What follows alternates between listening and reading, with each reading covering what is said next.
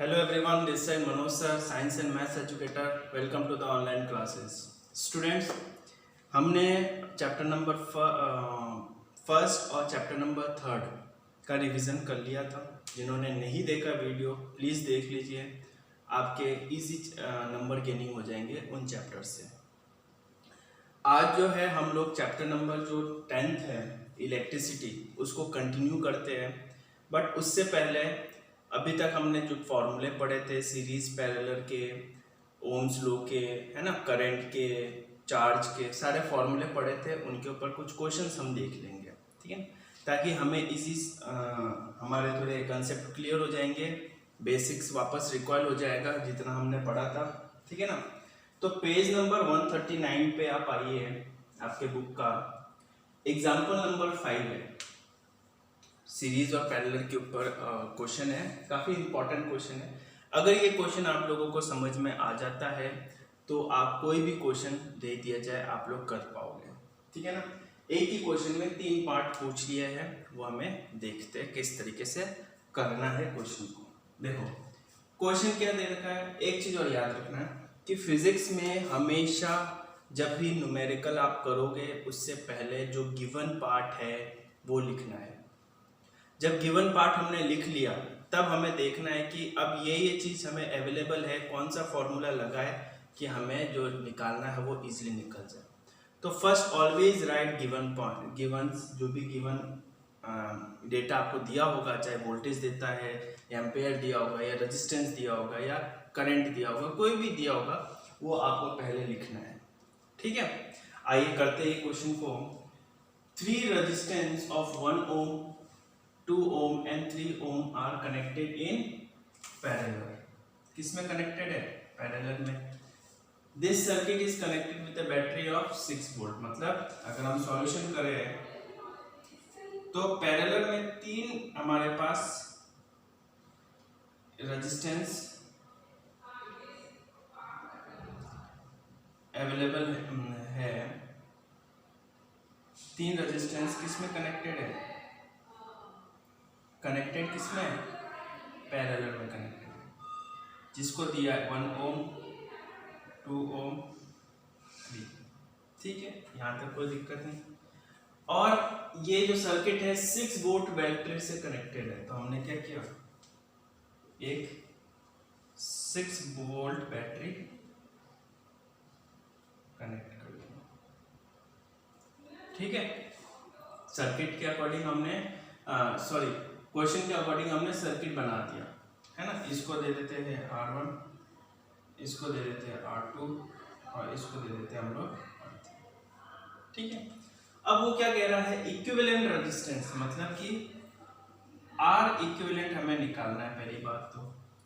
Current in the circuit, मतलब कि I निकालना है हमें। और करंट इन ईच रेजिस्टेंस, मतलब कि I1, I2 और I3, ये चीज हमें निकालनी है। अब एक चीज मैंने आपको जब सीरीज और पैरेलल कॉम्बिनेशन के जब मैंने डेरिवेशन करवाया था, जिन्होंने नहीं देखा है वो वीडियो प्लीज देख लेना, क्योंकि अगर क्वेश्चंस, अगर हमें डेरिवेशंस और फॉर्मूलेज ही नहीं पता होंगे तो हम न्यूमेरिकल्स नहीं कर पाएंगे, ठीक है। देखो मैंने आप लोगों को जब पैरेलल का कॉम्बिनेशन बताया था तो मैंने क्या कहा था, parallel combination is equal to star लगा के मैंने लिखा था डिवीजन ऑफ करंट। मतलब जो करंट यहाँ पे आ रहा है वही वो करंट क्या हो रहा है, 3 पार्ट में डिवाइड हो रहा है। मतलब जो करंट ये है I करंट, तो यहाँ पे जा रहा है I1, यहाँ जा रहा है I2 और यहाँ पे जा रहा है I3। करंट का डिवीजन हो रहा है, तभी तो बोल रहा है I1, I2, I3 निकालो, है ना। तो बस इसी को देख के हमें क्या करना है, ये तीनों पार्ट कंप्लीट करना है। तो सबसे पहली बात हम देखते हैं फर्स्ट पार्ट क्या कह रहा है, इक्विवेलेंट रेजिस्टेंस R इक्विवेलेंट। अब पैरेलल में R इक्विवेलेंट क्या होता है, 1/R equivalent is equal to 1/R1 plus 1/R2 plus 1/R3, यही होता है पैरेलल कॉम्बिनेशन में, यही होता है।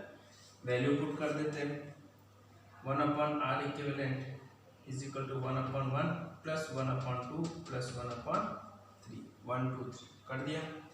सॉल्व कर देते हैं। कितना आया? 6 आया, है ना। 6 आने के बाद क्या किया? 1 की टेबल में 6 6 बार 6 1 जा 6 प्लस 2 की टेबल में 6 3 टाइम 3 इंटू 1 3 प्लस 3 की टेबल में 6 2 टाइम 2 इंटू 1 कितना आया? 6 7 8 9 10 11 कितना आया? 11/6। बट ये जो 11/6 ओम है वो क्या आपके पास 1/R इक्विवेलेंट है ना। मुझे तो चाहिए क्या? R equivalent. तो जब R इक्विवेलेंट आया तो मैंने क्या किया? रेसिप्रोकल कर दिया, दैट इज 6/11। यही तो चाहिए अपन को। तो ये जब चाहिए तो फर्स्ट पार्ट हमने कैलकुलेट कर दिया। अब क्वेश्चन में सिर्फ और सिर्फ फर्स्ट पार्ट भी पूछा जा सकता है, सेकंड पार्ट भी पूछा जा सकता है, थर्ड पार्ट भी अकेला पूछा जा सकता है, और या तो तीनों पार्ट एक साथ पूछा जा सकता है। इस वजह से मैंने ये एग्जांपल लिए ताकि तीनों पार्ट आपको इजीली सेपरेट भी पूछा जा सकता है या फिर अलग अलग भी पूछा। तो ए पार्ट तो हमारा कंप्लीट हो गया। बी पार्ट में देखते हैं करंट इन द सर्किट। अब करंट निकालना है तो करंट आई कैसे निकलेगा? आई कैसे निकलेगा? I V is equal to I R होता है ना। आर इक्विवेलेंट ये है, और आई क्या होगा आपके पास? आई क्या होगा आपके पास? V अपॉन में R, और ये R कौन सा है? टोटल R है। ऐसा इसने ये नहीं बोला है कि हमें सिर्फ इस वाले वायर में करंट निकाल के बाद, वो हमारा थर्ड पार्ट है। उसने कहा टोटल करंट कितनी है सर्किट में, मतलब जो करंट जा रही है तीनों सर्किट तीनों वायर में टोटल निकालना है। तो टोटल के लिए तो ये कितना हो जाएगा अपने पास? R इक्विवेलेंट हो जाएगा। तो अगर हम इसको देखें V कितना आपके पास है? 6 वोल्ट। R इक्विवेलेंट कितना है? 6/11। अब इसको सॉल्व कैसे करते हैं? ये जो नीचे वाला पार्ट है कहाँ चला जाएगा? रेसिप्रोकल हो जाएगा। तो इसको हम देखते हैं 6 इंटू में 11/6 कैंसिल आउट हो गए, कितना बच गया? 11 एम्पेयर। 11 एम्पेयर हमारा करंट है पूरे सर्किट में। बी पार्ट हो गया। अब इसने पूरा टोटल करंट निकाला था तो हमारे पास 11 एम्पेयर निकल गया। अब देखते हैं हम लोग सी पार्ट।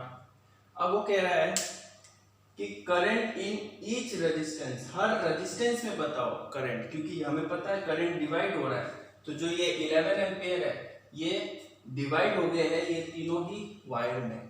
तो बताया कि हर ईच रेजिस्टेंस में हमें करंट निकाल के बताओ। तो जैसे कि हमें पता है करंट जो होता है डिवाइड होता है, तो I1 क्या हो जाएगा आपके पास?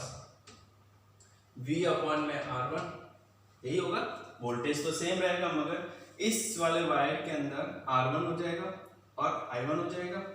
तो डेट इज V कितना आपके पास? V है आपके पास 6, R1 कितना है? 1, कितना आ गया? 6 एम्पीयर। कोई दिक्कत नहीं। अब उसने पूछा I2 V अपॉन में R2। V कितना आपके पास? 6 और R2 कितना आपके पास? 2, कितना हो गया? 3 एम्पीयर। कैंसिल आउट हो गया ना, 2 3 जा 6। अब देखते हैं I3 V अपॉन में R3, दैट इज 6 अपॉन में R3 कितना है? 3 है। तो हो गया आपके पास 2 एम्पीयर, है ना। इसका मतलब मैंने सेपरेटली देख लिया कि इस R1 वाले जो वायर है इसमें 6 एम्पीयर करंट जा रहा है और यहाँ पे 3 एम्पीयर जा रहा है और यहाँ पे 2 एम्पीयर जा रहा है। अब देखो इन तीनों को आप ऐड करोगे तो 11 एम्पीयर ही होगा। 6 7 8 9 10 11 एम्पीयर। तो कुछ इस तरीके से मैंने क्या किया, कोई एग्जांपल नंबर 5 कंप्लीट किया, है ना।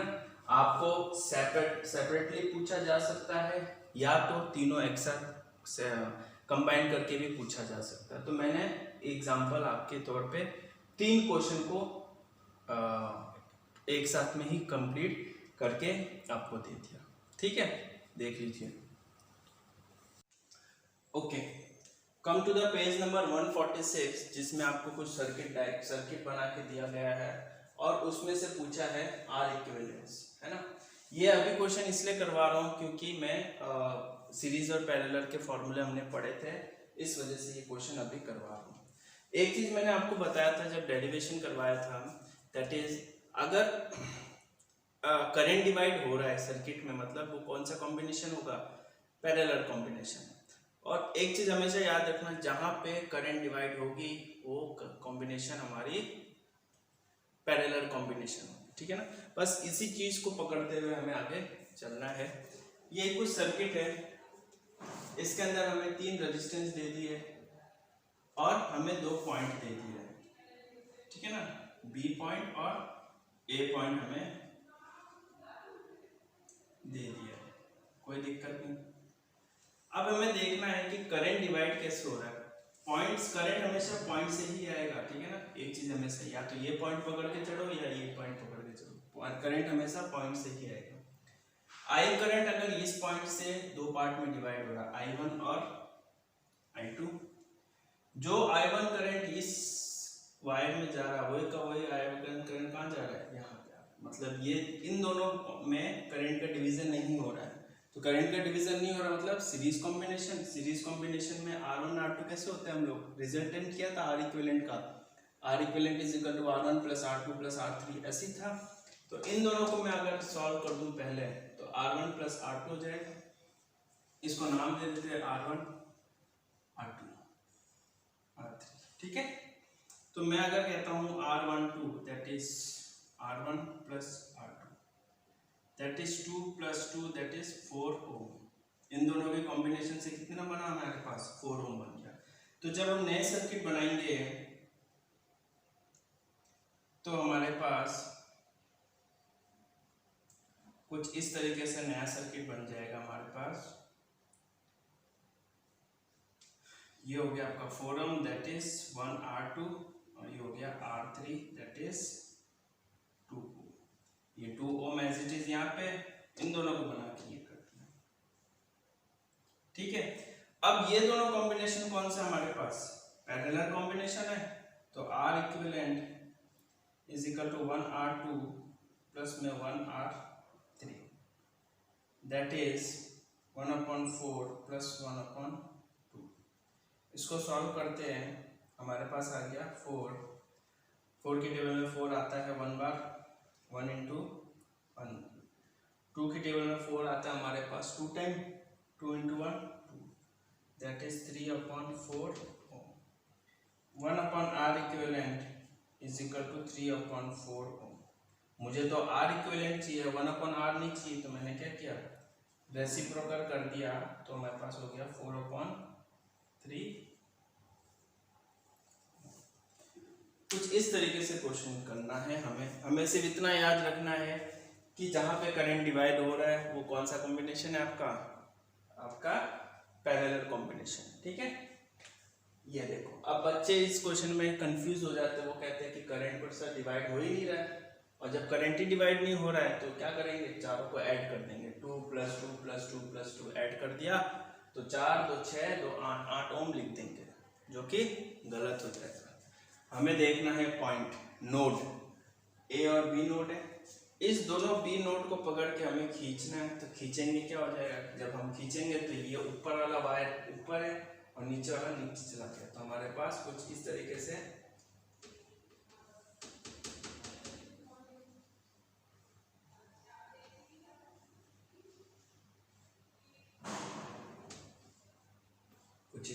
हमारा बन गया।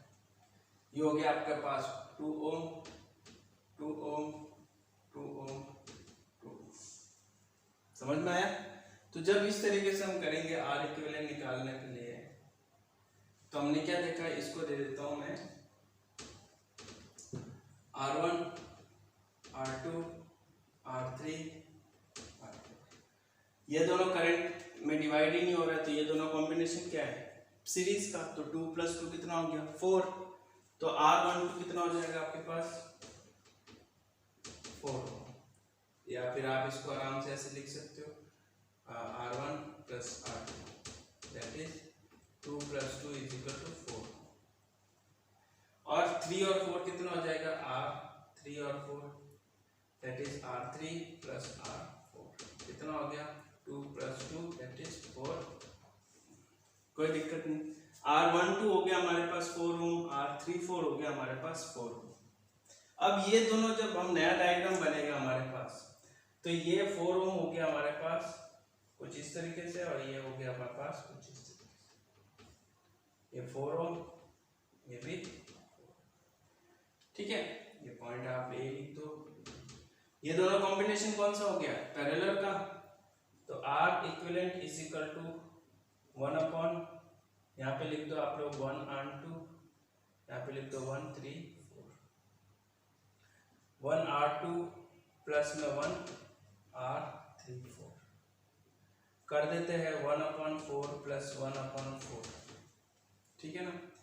अब हम करते हैं 2/4, 1/R इक्विवेलेंट कितना आ गया, 2/4, जो कैंसिल होके 1/2 हो जाएगा।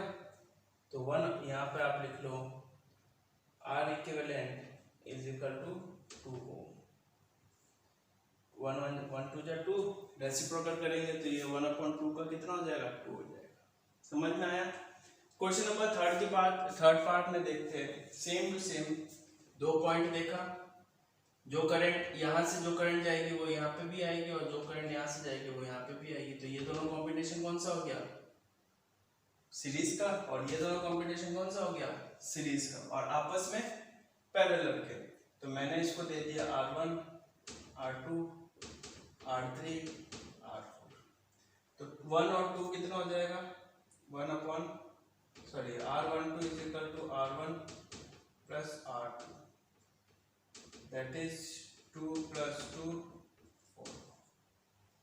ये 3 और 4 कितना हो जाएगा, 1 3 4, that is 2 + 2 = 4।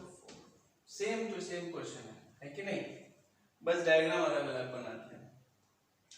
1/R equivalent = 1/R12 हो गया नया, है ना, R12 प्लस में 1/R34, है ना।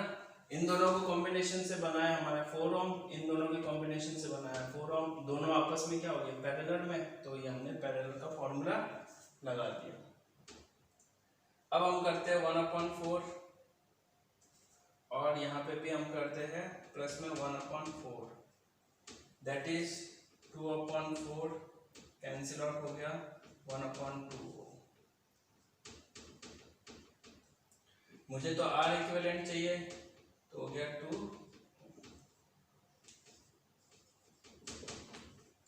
तो कुछ इस तरीके से मैंने जो है तीनों सर्किट डायग्राम आपको देख दिए हैं बनाना। बस आपको ध्यान रखना है कि कॉम्बिनेशन कौन सा बन रहा है, उसके हिसाब से हमें क्वेश्चंस कंप्लीट करना है, ठीक है। Thank you.